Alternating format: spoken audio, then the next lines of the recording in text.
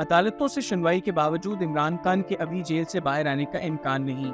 ہمیں امید ہے کہ پاکستان مسلم لیگ نون کی حکومت اگلے 18 ماہ تک بھی برسر اقتدار رہے گی اور IMF کے معاشی اصلاحات کے ایجنڈے کو آگے بڑھانے میں کامیاب رہے گی۔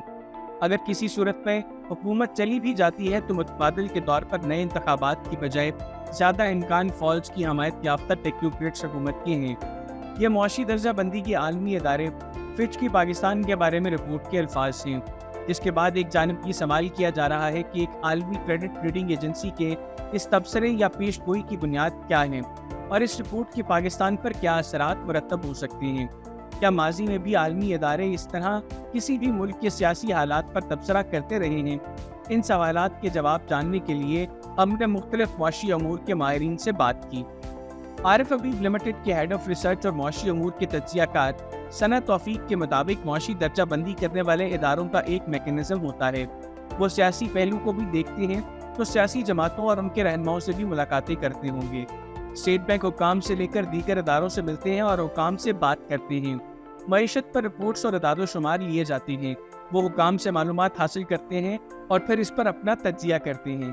ان کی رائے میں یہ ادارے اپنے لحاظ سے فیئر تجزیہ کر رہے ہوتے ہیں۔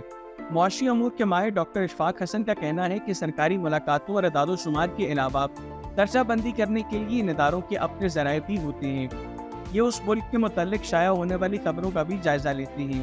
ان کے مطابق یہ بات پہلے دن سے ہی کی جا رہی تھی کہ یہ حکومت 18 ماہ کے لیے آئی ہے، تو ہو سکتا ہے کہ فچ نے بھی ان خبروں کے زیر اثر 5 سال کی بجائے 18 ماہ کے عرصے کا ہی ذکر کیا ہے۔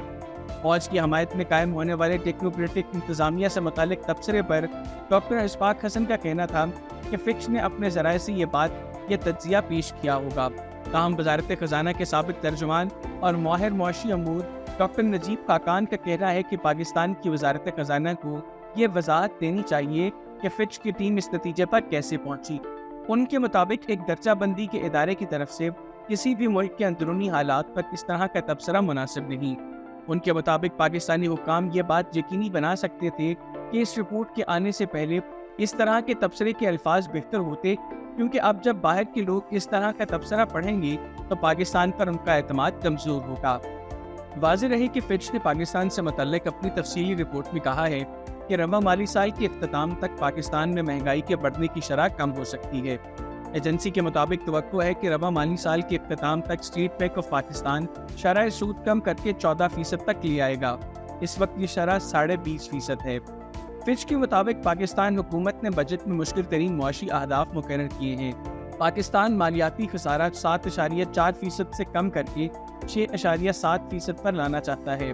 فچ کے مطابق حکومت پاکستان کے مشکل معاشی فیصلے IMF کے ساتھ پروگرام کی راہ ہموار کر رہے ہیں۔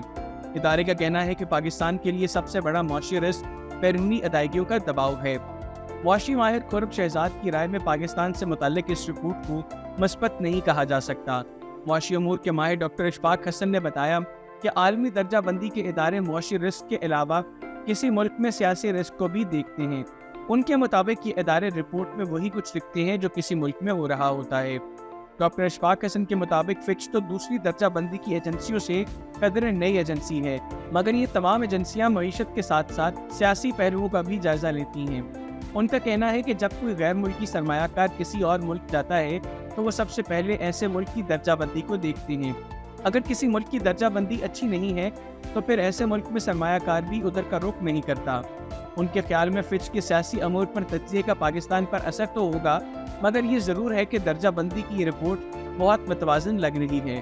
معاشی امور کے تجزیہ کار خورم شہزاد نے بتایا کہ یہ درجہ بندی فچ کے ایک ماتحت ادارے PMI نے کی ہے، جو سیاسی خطرات سے متعلق رپورٹ مرتب کرتا ہے۔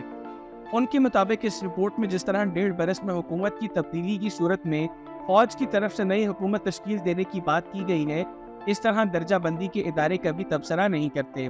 ان کے مطابق موڈیز اور S&P گلوبل جیسے درجہ بندی کے ادارے سیاسی حالات پر ماضی میں بھی ضرور بات کرتے آئے ہیں، مگر وہ ٹرینڈز اور حالات پر تبصرہ یا تجزیہ کرتے ہیں اور پھر ان کی وجوہات بھی دیتے ہیں، مگر کبھی حکومتوں کی تبدیلی اور کسی ممکنہ نئی حکومت کے خد و خال کبھی کسی نے نہیں بتائے۔